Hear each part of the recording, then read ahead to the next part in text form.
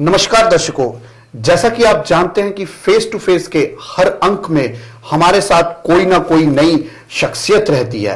इसी तरह आज हमारे साथ बड़ी अहम शख्सियत हमारे जम्मू कश्मीर पुलिस के director general of police doctor Sheshpal वैद्य जी मौजूद हैं और हम इनसे ये जानेंगे कि किस तरीके से ये अपने जो हमारे जवान हैं, जो हमारी सुरक्षा में मुस्तैद रहते हैं, उनकी सुरक्षा किस प्रकार करते हैं, उनके वेलफेयर को किस तरह जानते हैं और भी कई मुद्दे हैं। आइए इनसे चर्चा करते हैं। वैद्य साहब, आपका हमारे स्टूडियो में स्वागत है।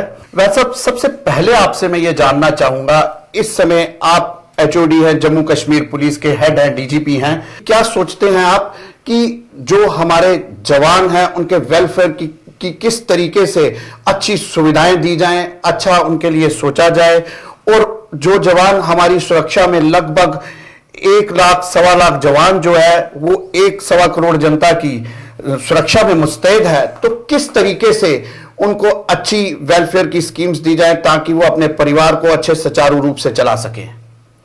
धन्यवाद।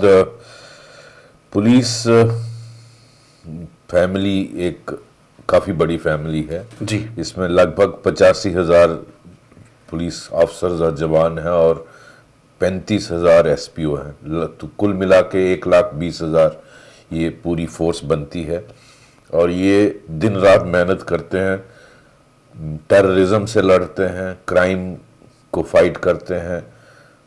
ईद और दिवाली और गुरपुरब पर जब सारी दुनिया अपना त्योहार मनाती है तो ये बाहर ड्यूटी देते हैं जी, बिल्कुल। तभी आम आदमी उसको एंजॉय कर पाता है। तो जरूरी है कि इनका भी ध्यान रखा जाए जी। इनकी मार्टियर्स जो होते हैं हमारे, उनकी फैमिलीज का लुक आफ्टर किया जाए जी। तो इसमें बहुत सारी हम इसमें मेजर्स लेते हैं जिससे इनका वेलफेयर देखा जाता है। जहां मैं कुछ उनमें से कुछ यहाँ बताना चाहूँगा। मैं आभारी हूँ ऑनरेबल चीफ मिनिस्टर साहिबा का और कैबिनेट जो हमारी गवर्नमेंट की है जी, जिन्होंने सिलेक्शन ग्रेड कोटा 25% से 50% किया, जिससे बहुत सारे सिपाहियों को प्रमोशन एवेन्यूज मिले। इसी तरीके का एक मेरा प्रपोजल है पुलिस हेडक्वार्टर का, जो बाकी रैंक में भी प्रमोशन एवेन्यूज देने हैं, जो हेड कांस्टेबल से लेकर इंस्पेक्टर तक। तो वो ज़ेरे गौर है हमारी सरकार के, उसमें कुछ फाइनेंशियल इम्प्लीकेशन है। मुझे उम्मीद है कि वो भी जल्दी सरकार क्लियर करेगी ताकि बाकी रैंक्स में भी प्रमोशन एवेन्यूज बने। एक जेके पुलिस सर्विस अभी तक कॉन्स्टिट्यूटेड नहीं थी, तो मुझे ये बताते हुए खुशी होती है कि हमारी कैबिनेट ने और ऑनरेबल चीफ मिनिस्टर ने पर्टिकुलरली उसमें खुद इंटरेस्ट लिया और उसको एक अप्रूवल दिया। आज जेके पुलिस सर्विस एक कार्डराइज्ड सर्विस बनी जो पहले नहीं थी। इसी तरीके से हमारा जो एक्स ग्रीशिया अमाउंट था वो 7 लाख पहले मिलता था स्टेट गवर्नमेंट की तरफ से, उसको ऑनरेबल चीफ मिनिस्टर ने बढ़ाकर 20 लाख बनाया। अब आज कोई भी अगर शहादत पाता है कोई पुलिस कांस्टेबल JNK में, तो उसको पहले 27 लाख मिलता था, अब उसको 43 लाख मिलेगा उसके परिवार को। और इसी तरीके से हमने गवर्नमेंट ऑफ इंडिया को भी रिक्वेस्ट की है कि आफ्टर ऑल शहादत होती है, चाहे वो JNK पुलिस का लड़का हो या CRP BSF पैरामिलिट्री फोर्सेस का हो। उस ऑनरेबल यूनियन होम मिनिस्टर साहब ने प्रॉमिस किया है पिछले अपने दौरे के दौरान कि हम उसको कंसिडर करेंगे। हालांकि हमें इम्प्लीकेशन पूरे कंट्री के लिए होती हैं, तो वो चाहते हैं कि इसको उसके बराबर किया जाए। आज लगभग 75 लाख रुपया CRP BSF और उनके जवान के परिवार को मिलता है अगर वो शहादत पाते हैं। तो मुझे उम्मीद है कि भारत सरकार उस पर गौर करेगी।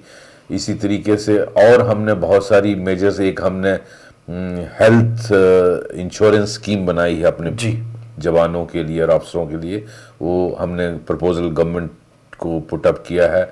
मुझे उम्मीद है वो जल्दी ही अप्रूवल उसका हो जाएगा। उससे हमारा कैशलेस ट्रीटमेंट, हमारा कांस्टेबल किसी भी पैनल हॉस्पिटल में जाके इलाज करा सकता है, तो एक वो मेजर है। इसी तरीके के हमने कुछ मेजर्स और ली हैं, जैसे नारायणा हॉस्पिटल जो वैष्णो देवी यूनिवर्सिटी में है, उसमें कोई भी जेएनके पुलिस का परिवार का वहां जाए तो उसको अगर अपना कार्ड दिखाएगा अपने या अपने परिवार के इलाज के लिए तो उसको 15% रिबेट उसमें मिलेगी, डिस्काउंट मिलेगा। इस तरह जेके बैंक से हमने एमओयू किया और उन्होंने उसमें एमओयू में लिखा कि जेएनके पुलिस का कोई भी ऑफिसर या जवान आएगा उसको प्रेफर्ड कस्टमर ट्रीट किया जाएगा और उसको अब एक ऐप उन्होंने दिया है जो ऑनलाइन 20 लाख का लोन कोई भी कांस्टेबल अपने मोबाइल पे ले सकता है बिना वेरिफिकेशन के और बिना कोलैटरल के। एलजी कंपनी से हमने एग्रीमेंट किया कि जो सीएसडी कैंटीन के रेट्स हैं उस पे किसी भी पुलिस के जवान को या अफसर को इलेक्ट्रॉनिक आइटम सीएसडी रेट पे मिल सकता, मार्केट से मिलेगी। इस तरह के बहुत सारे और भी स्टेप्स हम लेने जा रहे हैं जो वेलफेयर। एक सबसे अहम जो मैं बताना चाहता हूं कि बहुत सारे अफसरों के प्रोटेक्टेड पर्सन्स के साथ पुलिस के जवान जो हैं वो गार्ड की ड्यूटी करते हैं और जम्मू की 45 डिग्री की गर्मी में और कश्मीर की सर्दी में वो लोग उनकी सुरक्षा करते हैं, टेंटों में रहते हैं। मैंने सिर्फ सभी अफसरों को हिदायत दी है कि इंश्योर करना है कि जहां भी ये गार्ड लगे उसको घर वाले एक रहने की जगह और बाथरूम कमरा और बाथरूम दें, क्योंकि वो भी ये पुलिस के कांस्टेबल जवान जो किसी के माँ बाप के बच्चे हैं, जी बिल्कुल, तो इनको बेसिक इंसानी हकूक मिलना चाहिए। जी बिल्कुल। जी वैद साहब, इसमें कोई दूसरी राय नहीं है जो आपने चीजें बताई और जो इम्प्लीमेंट हो चुकी हैं, क्योंकि आप सन ऑफ सॉइल हैं, आप यहाँ के लोगों के दुख दर्द, यहाँ की टोपोग्राफी को जानते हैं।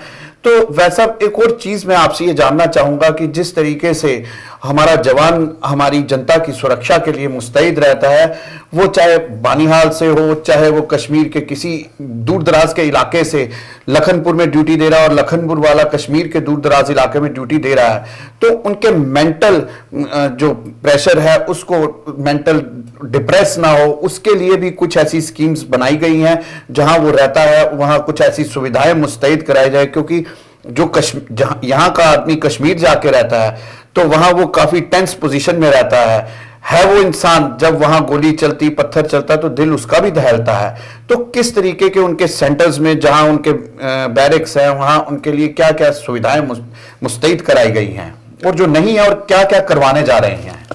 कोशिश ये है कि हर जवान कंफर्टेबली रहे जी, उसकी फिजिकल और मेंटल हेल्थ ठीक रहे। फिजिकल वेलबींग के लिए उसको जो कंफर्ट हो सकते हैं, जैसे साफ सुथरा बाथरूम, बैरक, रहने के लिए हॉस्टल या बेडिंग, बाकी चीज़ें हों जी। और मेंटल और फिजिकल हेल्थ के लिए उसको फिजिकल एक्सरसाइज बहुत ज़रूरी है। बहुत सारी जगहों पे हम स्ट्रेस करते हैं कि योगा किया जाए, जी बिल्कुल, उससे सेहत ठीक रहती है। बहुत सारे जवान जो हैं वो डिप्रेशन और बीमारियों के शिकार होते हैं जी। तो मैं जहाँ भी जाता हूँ उनको कहता हूँ इसका ध्यान रखना बहुत ज़रूरी है, क्योंकि सेहत है तो सब कुछ है। तो ये सारे मेजर्स लिए जा रहे हैं। उनके एंटरटेनमेंट के लिए टीवी और वो रखे हैं, एंटरटेनमेंट रूम रखा है।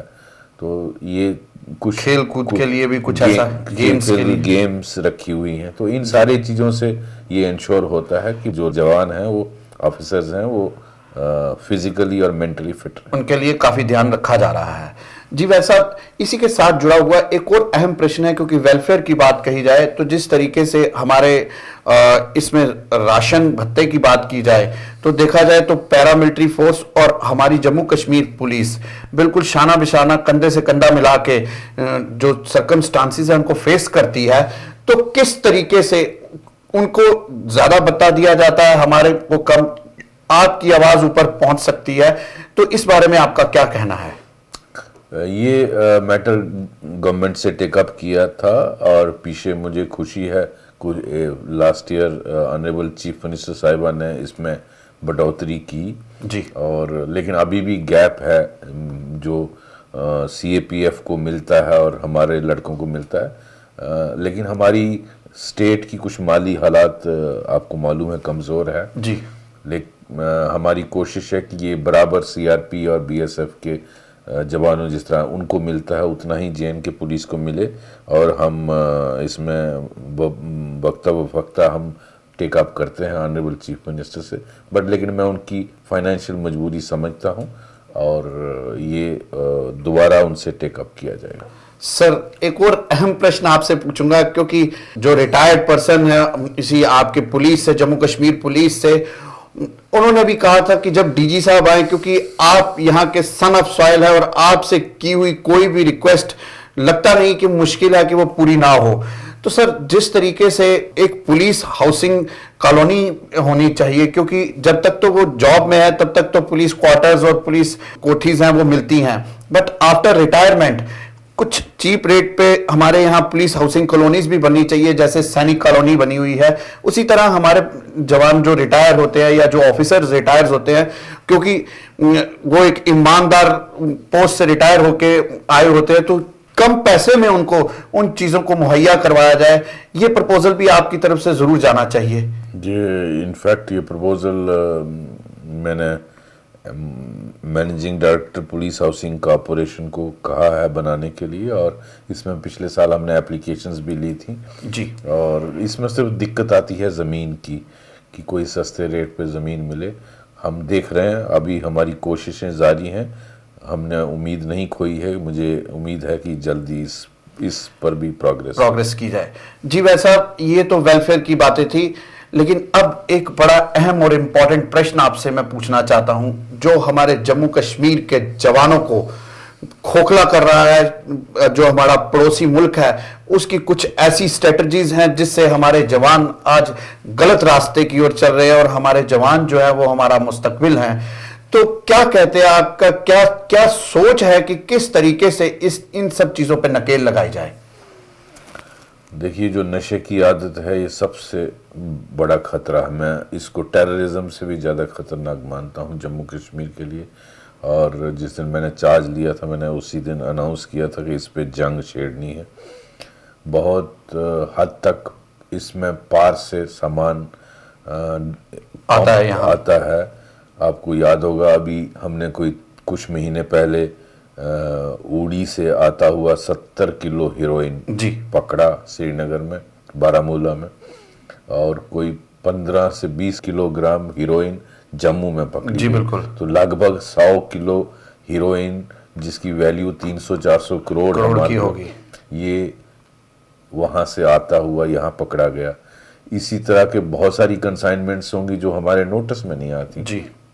तो किस मिकदार से ये हमारे जो नार्को टेररिज्म जो हमारे पड़ोसी मुल्क ने लॉन्च किया है, उसके असर हमारी जनरेशन पे पड़ते हैं बिल्कुल। तो इसको हमें, लेकिन पुलिस अकेली इसको नहीं फाइट कर सकती, हमें सबको मिलकर इसका मुकाबला करना पड़ेगा। इसमें मेरी रिक्वेस्ट जज साहबान साहब से भी होगी, वकीलों से भी होगी, डॉक्टरों से भी होगी, सिविल सोसाइटी से भी होगी, कि इसको मिल के लड़ना है ताकि हम इसको जड़ से उखाड़ सकें, वरना उड़ता पंजाब उड़ता जम्मू कश्मीर ना बन जाए। जी डीजी साहब, एक और अहम चीज आपसे पूछना चाहूंगा। जैसे आपने हीरोइन का नाम लिया, खैर अभी यहाँ जम्मू कश्मीर में उसकी कंजम्पशन जो है बड़ी कम होगी क्योंकि यहाँ अफोर्डेबिलिटी इतनी नहीं है, लेकिन जो अफोर्ड किए जाते हैं, फॉर एग्जांपल जो मेडिसिन में यूज किए जा रहे प्रोडक्ट हैं, उनको भी यूज किया जाता है भारी मात्रा पे।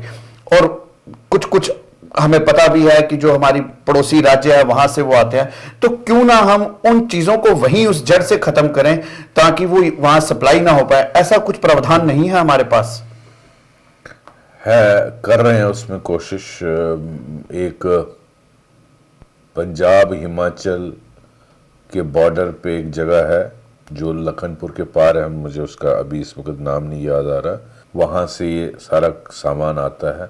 उस पे मैंने रिक्वेस्ट की थी inter coordination of the states जी, और उससे कुछ असर पड़ा है। जब भी नॉर्दर्न रीजन की कोऑर्डिनेशन मीटिंग होगी उस पर दोबारा ये मसला उठाया जाएगा और मुझे पूरा विश्वास है इस पे रोकथाम होगी। मतलब हम इसको जड़ से उखाड़ के फेंक सकेंगे।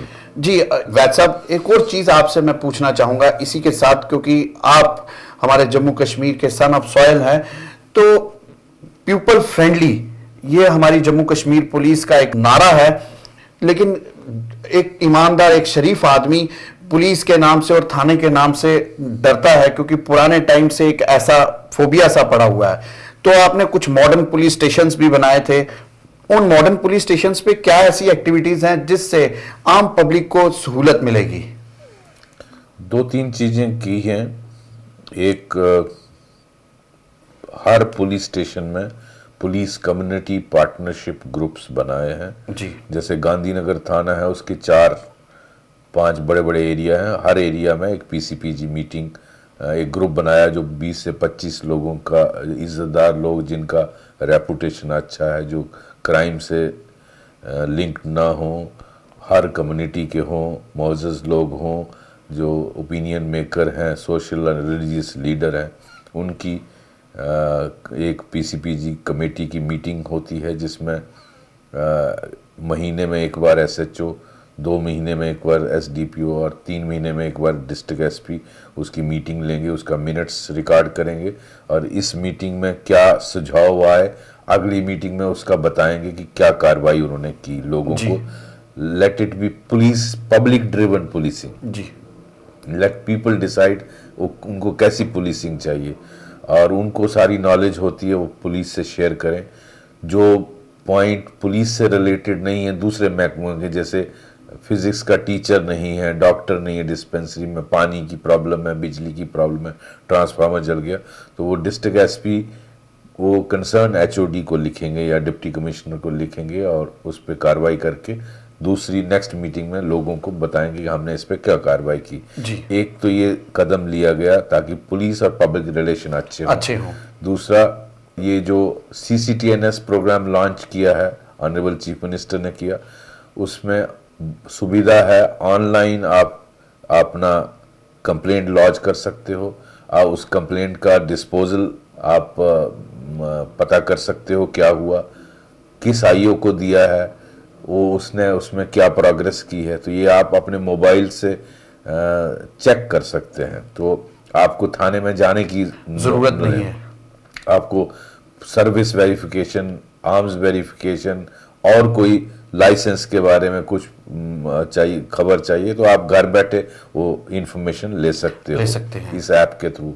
तीसरा, मैं जहां भी जाता हूं अपने अफसरों और जवानों को कहता हूं, हो सकता है आप हर आदमी की प्रॉब्लम हल नहीं कर सको, लेकिन अगर आपके पास कोई आता है, मजबूरी में आता है, उसको कम से कम बिठा के एक गिलास पानी का पिला के उसकी बात तो सुने उसको। जी बिल्कुल। तो हर एक की चोरी आप हो सकता है रिकवर नहीं कर सकते, लेकिन उसको इसी से तसल्ली की पुलिस ने मुझे कम से कम हमारी बात सुनी है। बहुत बड़ी बात कही वैद साहब।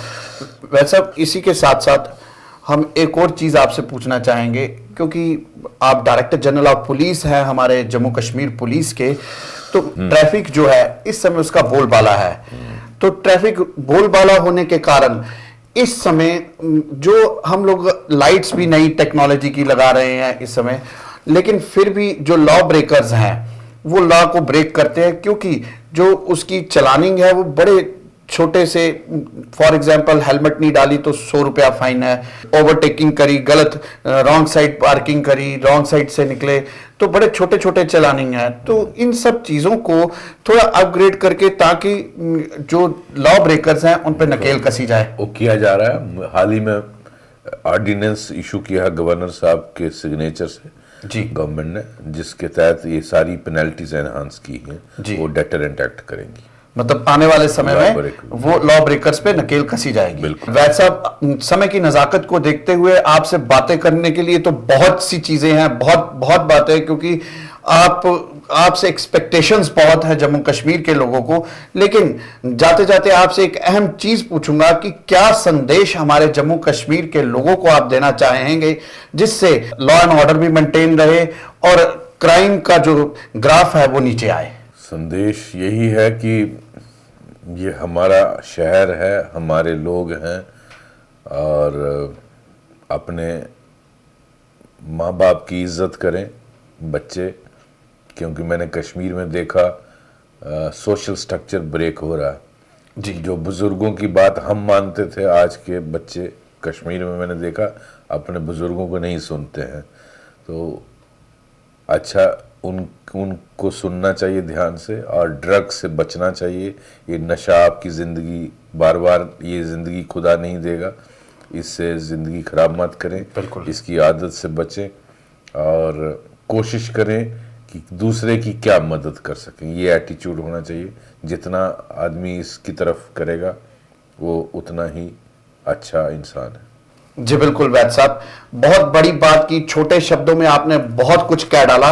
ये थे हमारे साथ डॉक्टर शेषपाल वैद जी, जो कि हमारे जम्मू कश्मीर पुलिस के डायरेक्टर जनरल ऑफ पुलिस है, और इन्होंने हमें कई चीजों पर रोशनी डाली, जैसे हमारे जवान जो दिन रात हमारी सुरक्षा के लिए मुस्तैद रहते हैं जम्मू कश्मीर पुलिस के, उनके वेलफेयर के लिए इन्होंने आके कई ऐसी स्कीम्स इंप्लीमेंट करवाई जिससे उनको फायदा मिले, और आने वाले समय में भी इनको फायदा मिलेगा। इनका विजन बहुत ब्रॉडर है, क्योंकि इन्होंने जम्मू कश्मीर पुलिस के लिए बहुत कुछ किया है और बहुत कुछ करने भी वाले हैं। जैसे कि आप जानते हैं कि डॉक्टर शेषपाल वैद साहब बड़े अहम पोस्टों पे हमारे जम्मू कश्मीर पुलिस में रहे हैं, जम्मू आईजी भी रहे, कई ऐसी पोस्टें हैं और इनको बहुत ज्यादा एक्सपोजर भी है। और दर्शकों, इसमें कोई दूसरी राय नहीं है इस समय कि आज कश्मीर का जो सिनेरियो है बिल्कुल दोबारा ट्रैक पे आना शुरू हो गया है, और वो इन्हीं के पदभार संभालने के बाद हुआ है। आज मिलिटेंट्स का सफाया जो है